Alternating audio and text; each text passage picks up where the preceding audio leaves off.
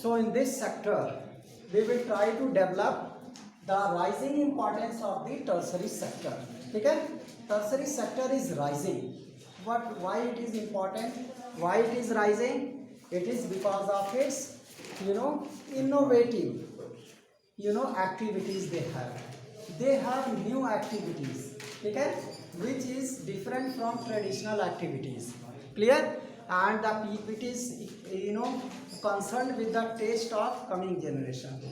That's why tertiary sector is increasing, and because of rise in income we are getting, we want many services, okay, because we are involved in factory work throughout the day. We don't have time to reach grocery shops, to reach other shops. That's why we need services. What kind of services we need? That is online services. Okay? We will click on Flipkart or Amazon, okay, and directly order them, and they will deliver at door.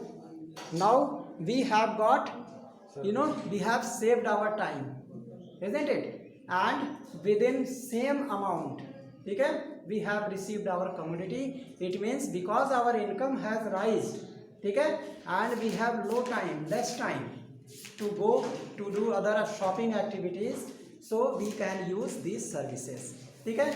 By internet banking we can transfer school fees, isn't it? It is services, right? Otherwise your father had to take a leave for one day, isn't it? Then he had to visit school office, he had to submit your fees, right?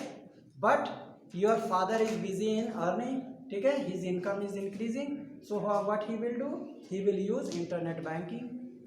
He will send, you can say with ATM card he can deposit, right?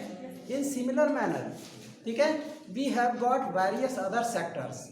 Your study materials, they are available on internet, on various .coms, okay, on YouTube channels, right? Now many students, they utilize their time on YouTube, okay, by learning study materials, right? Now their time was saved, right? They could not visit school, and they had full study material at home. Those who are studious students, they have absorbed so many things, they have collected deep knowledge.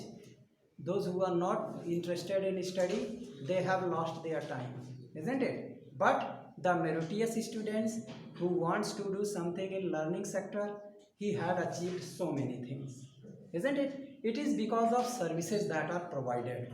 There is free flow of education material on YouTube, isn't it? Without any cost.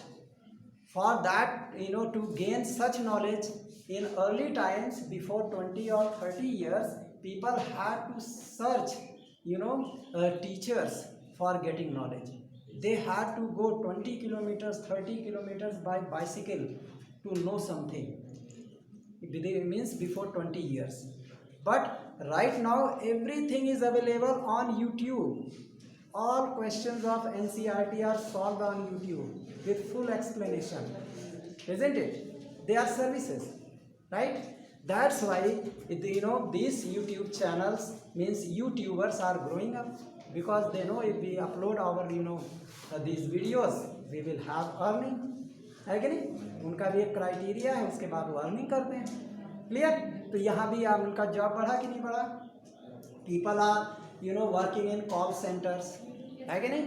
अब आपके जो है, जैसे अभी Vodafone में कोई problem आ गई, आपने तुरंत कॉल के जो है कॉल सेंटर पे कॉल किया, ठीक है, they have give your trouble, solve your problem, है ना? And many mobile companies, many electronic companies, they are providing customer care services, ठीक है. Similarly, bank, they are providing customer care services. Bank is at your home, है कि नहीं? अब आप जो है SBI से, आप जो है SBI योनो से कोई भी ट्रांसफ़र कर सकते हो, है कि नहीं? कहीं नहीं जाना है. फिर उसके अलावा आपके पास और भी बहुत सारे सिस्टम्स हैं, आप लोग इन्वेस्टमेंट कर सकते हो ऑनलाइन, ठीक है. तो ये services are coming, they are attractive services, they are innovative services. Here we have to use less energy, physical labour is less, that's why people are attracted towards here, है कि नहीं?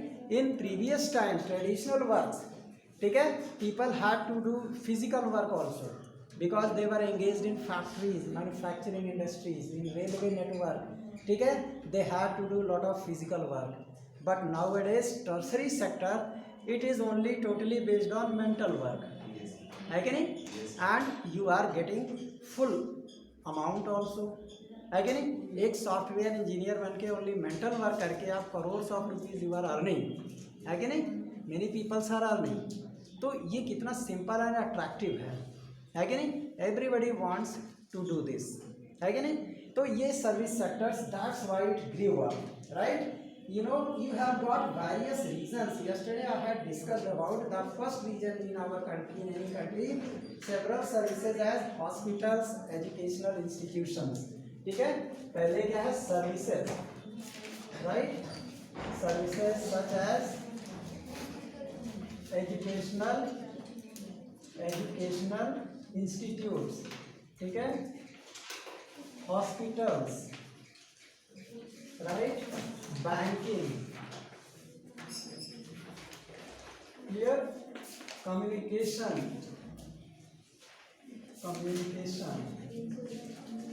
ठीक है, और ट्रांसपोर्ट, अट्रैक्टेड, ठीक है, attracted millions of people, है ना, millions of people. That's why people started joining these services. Bank की नौकरी बेस्ट जॉब, ठीक है. Throughout day they have to sit in AC, है कि नहीं, even in summer season, best job, है कि नहीं.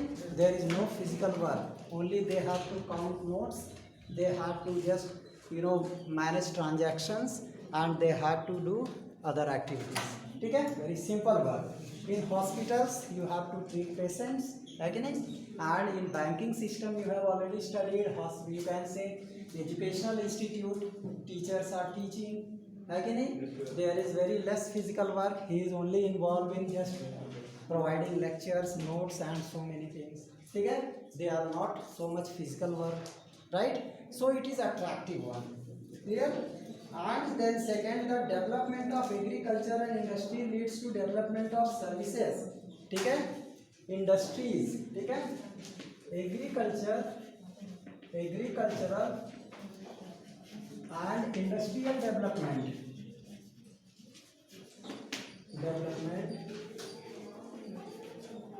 gave rise to service sectors, है कि नहीं. इसने सर्विस सेक्टर को राइज किया, service sector, clear, such as transport, trade, है कि नहीं, फिर storage and all these things they are they had developed, they were developed, ठीक है, ऑन डिमांड. क्योंकि डिमांड बढ़ी भाई. जब फार्मर हमारा जब फूड ग्रेन प्रोड्यूस करेगा तो he have to sell his surplus food grain, right. तो he will sell surplus food grain to certain trader और मर्चेंट और गवर्नमेंट शॉप्स, है कि नहीं, and where they will keep all this food grains. These food grains are kept in a godown granary, right? So many people are engaged in that granary, they are employed there, isn't it? So this is a employment sector. तो यहाँ पे हम लोग जो है ये बातें हैं, ठीक है. फिर थर्ड है income levels rise and certain sections of people start demanding many more services, ठीक है. तीसरा क्या है, rise in income, rise in income demanded services, service sectors, ठीक है. इनकम बढ़ गई, कहाँ खर्च करेंगे पैसा, है कि नहीं. पता लगा पहले 15 रुपये किलो वाला व्हीट लेते थे, अब इनकम बढ़ गई, है ना, तो अब 20 रुपये किलो वाला व्हीट खरीदेंगे. राइस पता लगा जो है 18 रुपये केजी वाला लोग खाते थे, इनकम बढ़ गई, अब 32 रुपये केजी वाला खाएंगे, है कि नहीं. तो 32 रुपये केजी वाला अवेलेबल नहीं है तो उसे आप ऑनलाइन मंगाएंगे, दैट इज सर्विसेज, है कि नहीं. या दुकान पे फ़ोन कर देंगे, पता लगा कहीं बाहर का है तो भाई क्या कहते हैं 10 किलो जो है बासमती चावल हमारे घर पहुंचा देना, अपना अकाउंट नंबर दे दो, हम पैसा ट्रांसफ़र कर दे रहे हैं, ठीक है। तो क्या हुआ कि ऑनलाइन बैंकिंग से आपने जो है उसको पेमेंट भी कर दिया, आपका घर सामान भी आ गया, because your income rise that's. जिसकी इनकम कम है तो he will not use such thing, है कि नहीं। तो इनकम राइज होने से भी हमारा सर्विस सेक्टर बढ़ा है, clear. And fourth is the past decades certain new services, ठीक है। फोर्थ क्या है, rise of information and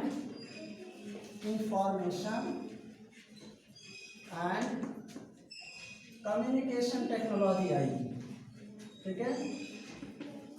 information and communication technology,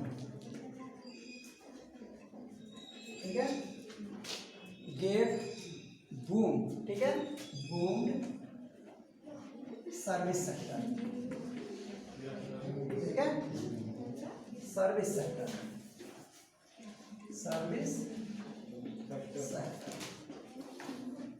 अब आपके जो है internet, information and communication technology, total internet पे बेस्ड बात, ठीक है। सारी ऑनलाइन बैंकिंग, ऑनलाइन शॉपिंग, ठीक है, ऑनलाइन ट्रेडिंग, ऑनलाइन गेम्स, ठीक है, बहुत सारे varieties of online shops they are available. It is because of information and communication technology, clear. तो अभी हम अगर इनकी जीडीपी की बात करें, ठीक है, इन सब की जीडीपी की बात करें, तब हम लोग पहुंचेंगे टू द नेक्स्ट टॉपिक। अभी हम इसके अगर इसका हम ग्राफिकल स्टडी करें, हमारे पास दो ग्राफ्स हैं आपके बुक में, ठीक है, और इसके लिए एक आगे लेट्स वर्क एक टेबल दिया है नेक्स्ट पेज पे, ठीक है। तो उसको फिर हम लोग करेंगे। पहले हमारा क्या है, share of sectors in GDP, ठीक है। पहला ग्राफ है share of sectors in GDP, ठीक है। तो इसके लिए अगर हमारे ग्राफ को हम शो करें, राइट, तो ये है 0, 10, 20, 30, 40, 50, 60, 70, 80, 90 एंड 100, ठीक। तो पहला अगर हम स्लैब लें 71 और कितना है 1972, 72, ठीक है। तो आपका प्राइमरी सेक्टर कितना परसेंट है, प्राइमरी नीला वाला 40 के आसपास, हाँ थोड़ा सा ज़्यादा 45 मान लेंगे, ठीक है, थोड़ा सा ज़्यादा है ना। दिस इज प्राइमरी, राइट, और secondary 65,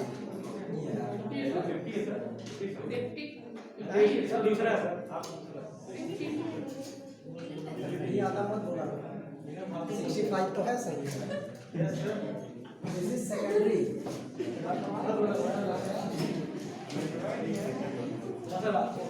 understand, and remaining is tertiary sector. This is tertiary, ठीक, this is tertiary sector, 11-12, and इसके बाद 2011-12,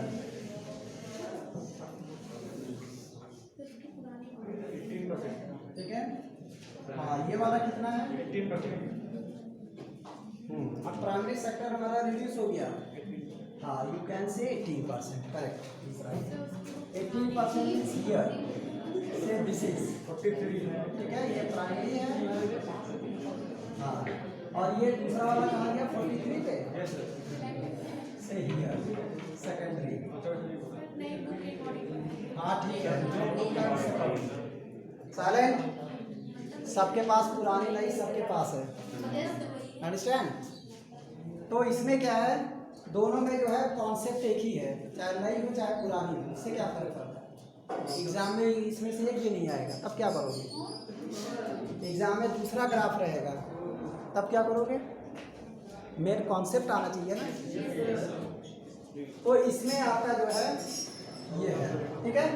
तो here what you are watching, primary sector in 72-73, ठीक है, इट वाज 45%, जीडीपी में जो है 45% contribution was of primary sector, ठीक है. But in 2011-12 it was reduced from 45 to say how much 35%. 45% से अब ये रिड्यूस होकर के 35% हो गया. तो how much percent was reduced?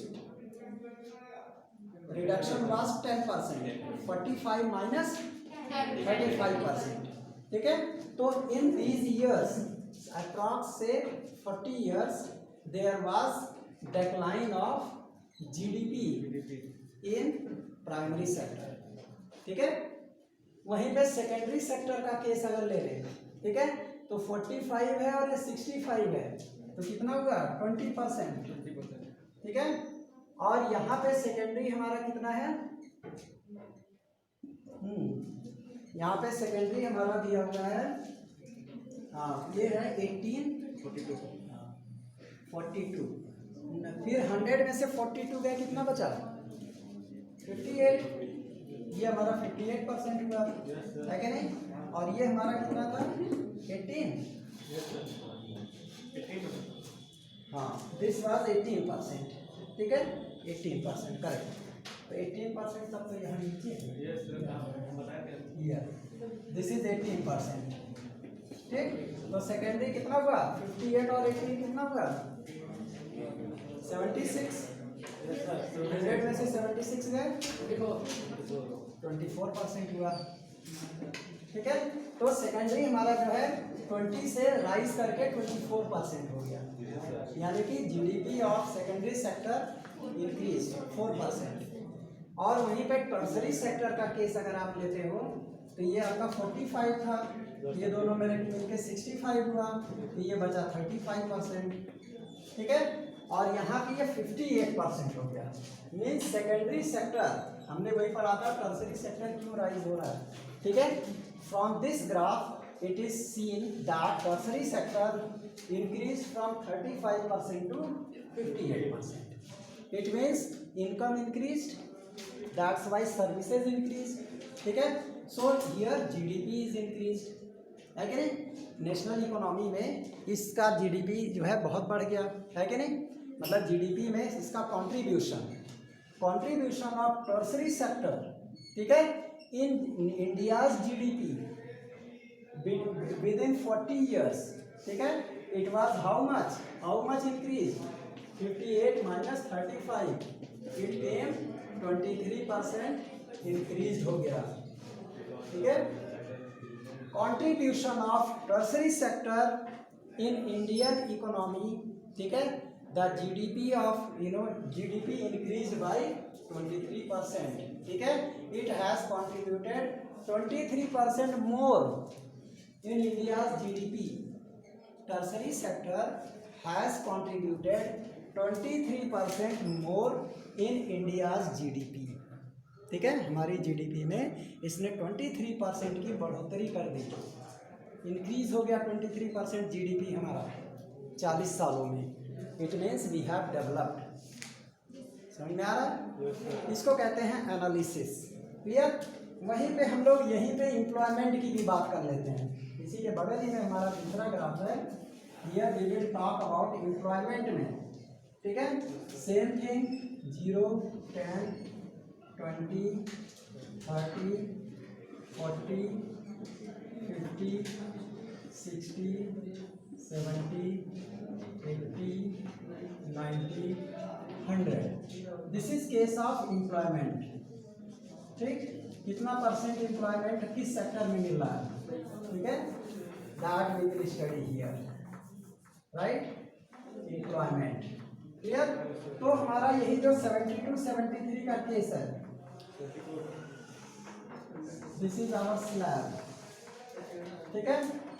And in this slab primary sector has contribution of 74%, means here this is your primary, ठीक है. ये करता है 72-73 करता है 1972-73 में प्राइमरी सेक्टर में 74% लोग नौकरी करते हैं, एम्प्लॉयड प्राइमरी सेक्टर, ठीक है. उसके बाद हमारे सेकेंडरी सेक्टर में 11% ही हुए, ठीक है, यानी ये हुआ हमारा 74 8 है ना, 85 के आसपास ले जाओ, ठीक। This is secondary, this is 11%, तो अब ये 15% बचा, 15% हमारा क्या होगा टर्सरी, ये सेकेंडरी, ये प्राइमरी, है कि नहीं। प्राइमरी 74% लोग एम्प्लॉयड है, सेकेंडरी सेक्टर में 11% लोग एम्प्लॉयड है, और टर्सरी सेक्टर में 15% एम्प्लॉयड है। अब इन नेक्स्ट 40 ईयर्स क्या डेवलपमेंट हुआ, अब उसको हमें स्टडी करना है।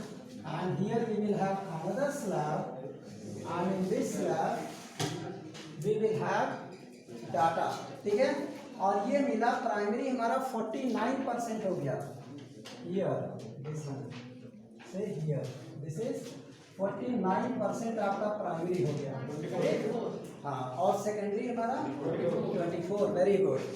तो अब 49 में 24 जोड़ने में कितना होगा, 73 पे आ जाओ यहाँ पे, 24%, ठीक।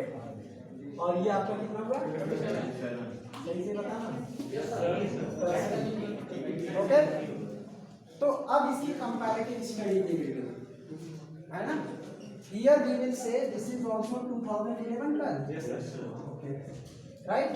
So what we are watching here, the employment in primary sector was high, ठीक है, in 1972 and 73, but after 40 years, the employment was dropped in primary sector. 74 से घट के कितना हो गया, 49%, means people have lost their interest from primary sector. अब primary sector का काम करना कोई नहीं चाहता है, तभी तुम्हारा एम्प्लॉयमेंट घट गया, है कि नहीं। और लोग माइग्रेट होने लगे सिटीज़ में, कोई भी खेती का काम नहीं करना चाहता है, क्योंकि देख रहा है पानी नहीं बरसा या पेस्ट अटैक हो गया, सारा क्रॉप कोलैप्स कर जाता है, मिलता जुलता कुछ नहीं है कि नहीं। So people have left their work in primary sector, ठीक है। और हमारा जो सेकेंडरी सेक्टर है जो कि 11% था, इट रोज अप, कितना हो गया 24%, means people are migrated from agricultural sector to manufacturing sector, है कि नहीं। लोग फैक्ट्री में काम करने लगे, प्राइवेट वर्कशॉप में काम करने लगे, यानी कि अब वहाँ पे एम्प्लॉयमेंट हमारा बढ़ गया, isn't it? And finally, due to increase in income, ठीक है, टर्सरी सेक्टर रोज, है कि नहीं, 15% से राइज होकर के 27% हो गया, clear. It means tertiary sector attracted and created more employment. वो भी ये 11-12 की बात है, now we are running in 21st century, 21 आने वाला है कि नहीं, 2021 आने वाला है। तो अभी 10 इयर्स का डिफरेंस आया, अभी जो सेंसस आएगा इन 2021 देयर विल बी सेंसस, ठीक है, जनगणना होगी, और उसमें जब ये कैलकुलेशन आएगा अब एकदम ये डाटा चेंज मिलेगा आपको, है कि नहीं। ये तो 11-12 का डाटा था, हर 10 साल पे जो है कैलकुलेशन होता है, ठीक है। तो अब की जब होगा तो ये चेंज हो जाएगा, राइट। तो इससे आप एक comparative study of your economy, ठीक है, हमारे जीडीपी सेक्टर में और हमारे इकोनॉमी एम्प्लॉयमेंट के सेक्टर में क्या डेवलपमेंट हमने किया, दीज टू ग्राफ्स डिपिक्ट, ठीक है। इससे हम कह सकते हैं कि हमने इतना डेवलपमेंट किया। अदरवाइज किसी अगर आप लोग आसपास में कहीं डिस्कस करते हो कि हमारी कंट्री ने क्या डेवलपमेंट किया, है कि नहीं, कुछ तो नहीं हुआ, जैसे था वैसे ही है, बहुत सारे लोग ऐसा कहते हैं। तो being a student of 10th standard you can describe them, है कि नहीं, बता सकते हो कि हमारे डाटाज बताते हैं कि वी हैव मेड डेवलपमेंट, है कि नहीं। On behalf of these datas developments has become possible, ठीक है। अभी इसमें हम लोग थोड़ा सा और डिस्कशन करते हैं, और इसके लिए आपका एक टॉपिक है, ये आपको होमवर्क देंगे हम, let's work these out, page number 27 पे है सबकी बुक में ऊपर, ठीक है। टेबल दिया है, para complete the table using data given in graph 2 and graph 3, ये है ग्राफ 2, दिस इज ग्राफ 3, ठीक है। इसी टेबल को देख करके आपको डाटा फिल करना है। इसमें कह रहा है कि शेयर इन जीडीपी, ये आपका ये शेयर इन जीडीपी है, ठीक है। तो इसमें 72 73 लिखा होगा, दिखा ना ऊपर। तो वहाँ पे आपको पहले वाले में 45% फिल करना है, ठीक है। देखो प्राइमरी सेक्टर का जीडीपी क्या है, शेयर 45% है, ठीक है। और उसके बाद 72 73 का डाटा इसमें है ही नहीं, इस ग्राफ की बात हो रही नहीं, इसमें 72 73 दिया है ना। अगर आप 72 73 वाला जिसकी बुक में है वो 72 73 वाला भरेंगे, जिसकी बुक में 71 72 वाला है वो वाला भरेंगे, ठीक है। वो तो दोनों ग्राफ आपके सामने हैं, you have to fill, exam में कोई भी आ सकता है, क्लियर। और इसके बाद जो है बाकी खाली छूट जाएगा। फिर उसके बाद 11 12, ये 11 12 दिया है, ये कितना % है उसको देख करके फिल करना है, ठीक है।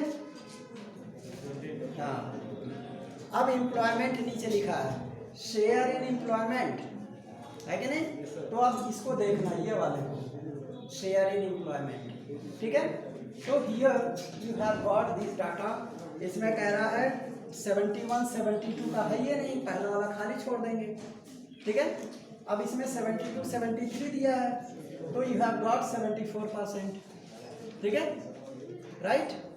और उसके बाद जो है, और 11 12 में आप देखेंगे 49% है, क्लियर।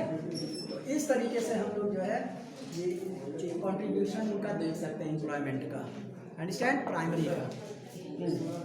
फिर उसके बाद नीचे questions are given, all these answers you have to write in homework copy, ठीक है। और अभी हम इसको ऐप पे लगा देंगे, राइट, और ऐप में आपको सबमिट करना है ये आंसर्स इसके, स्कूल वाले ऐप में, उसी में सब लोग सॉल्व किया करो, उसमें कोई नहीं करता, मैं डेली होमवर्क उसमें देता हूँ, कोई भी बच्चा नहीं करता, नो सबमिशन, 0 सबमिशन दिखाता है। अगर कॉपी में लिख के लाते हो या तो कॉपी में लिख के लाओ, नहीं तो ऐप में लोड करो। हाँ, तो कॉपी में लिख के ला के दिखाएगा, ठीक है। जिसको आलस लगता है कॉपी में लिखने की, वो ऐप में लोड करे, isn't it? कुल मिला के you have to do homework, understand? So here now we will try to discuss underemployment, ठीक है। एक और टॉपिक है, we will discuss underemployment, clear? What is underemployment? Clear? There is a farmer, ठीक है, her name is Lakshmi, she has owned 2 hectare piece of land, ठीक है। उसके पास 2 hectare piece of land है, and they are unirrigated, means she is dependent on irrigation system, ठीक है, but she don't have personal pumping set, that's why her field is unirrigated, clear। She depend only on rain and growing crops like jawar and arhar, ठीक है।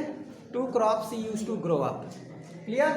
Then what happens, you know, in the plot throughout the year 5 members used to work, जो लक्ष्मी का जो crop है, field है, it is 2 hectare, ठीक है, 2 hectare piece of land is here and 5 members are working, ठीक है, clear। And they used to work throughout the day and do raise these crops, clear, but nobody is working with his full potential, कोई भी अपना मेहनत से काम नहीं करता, सब आ जाते हैं खेत में, थोड़ा मोड़ा काम करके चले जाते हैं, they don't work at full potential। So all these 5 members, ठीक है, all 5 members of Lakshmi family